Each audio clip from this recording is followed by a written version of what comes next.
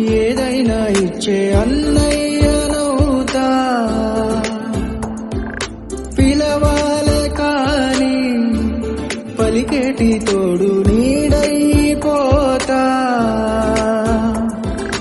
ఇంకో ఉండే చాలు సరిదూగలు సామ్రాజ్యాలు, రాత్రి పగలు లేదే దిగులు, గడిసే కనులు ఇది వరకెరుగని అడగాలే కాని ఏదైనా ఇచ్చే అన్నయ్యనవుతా,